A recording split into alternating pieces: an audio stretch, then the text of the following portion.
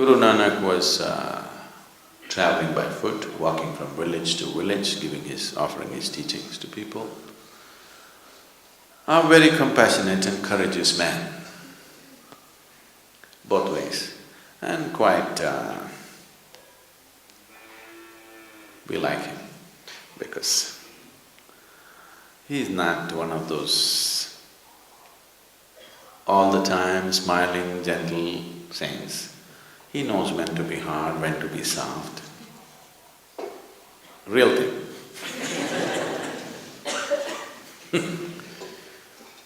So one day, he happened to be a guest in a home of a very rich man in the area.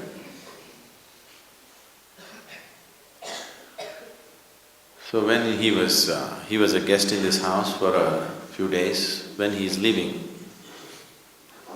he gave this man a needle, a sewing needle. He gave this needle and said, "You keep this with you. Sometime when you see me, you can give it back to me. Till then, please keep it with you." A needle, not a golden one, just a simple needle. That man took it and kept it with him. Then after the Guru left, he told his wife, "The Guru gave me a needle and I'm supposed to keep it in safekeeping and give it to him later."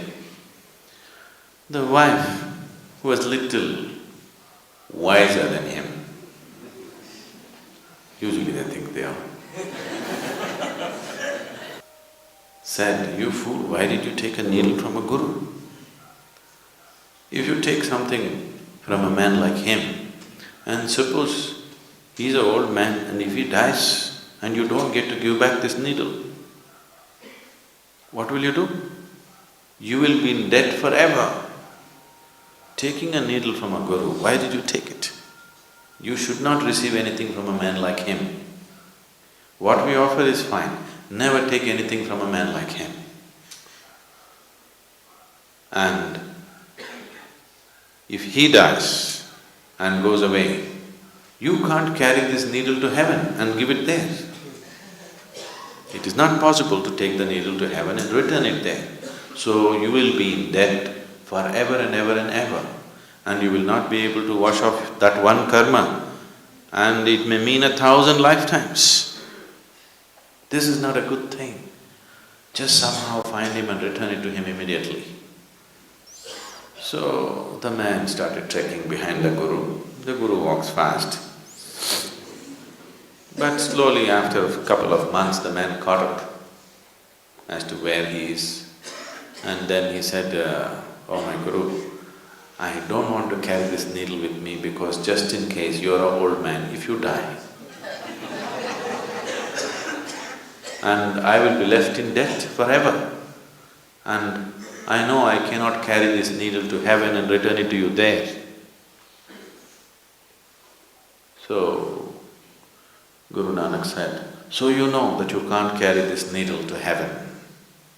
You know that, right?" He said, "Yes." "Then when you know this, that you can't carry a needle, what are all these things that you're accumulating? You will not be able to carry any of that. If you can't carry a needle, definitely you can't carry anything else." Then the man got the message. He fell at his feet and he went back home, sold everything that he can sell, just kept what is needed for his family, for him and his family. And the rest, because the whole society was poverty-stricken, so he went about building whatever was needed for the well-being of the people around. All these days, people were living in poverty, he was going on accumulating. The world is a limited space. This planet is a limited resource. If each individual goes about accumulating endlessly, all that can happen is strife, all that can happen is pain. Unless every individual somewhere fixes it within himself, okay, this is my deal, beyond this I will not go. Rest of my capabilities, I will use it for everybody's well-being. If this does not come in a human being, he is a disaster to himself and to the world. The disaster on this planet is not earthquake, not volcano, not a tsunami. The true disaster is human ignorance. This is the only disaster. Ignorance is the only disaster. Enlightenment is the only solution. There's really no other solution, please see. So, spiritual process, if it has to become alive, this is not about renunciation. This is just about living sensibly. Wrong words have been put by external scholars. There is no such word as renunciation in any of the Indian languages, if you don't know this. Yes? There is no such word as renunciation in Sanskrit language. It is the outside scholars who come and say, oh, this man has renounced. No, he's embraced the whole universe and you think he's renounced. That is your understanding, because you cannot think of life without possessing this one part of the planet is mine, without that you cannot live. Somebody has embraced the whole universe, so he did not think he has to gather it because all the stars belong to him. The whole galaxy belongs to him. He did not think it is necessary for him to gather something and keep it in his bag or in his bank. It did not arise, it did not occur to him. This is not renunciation.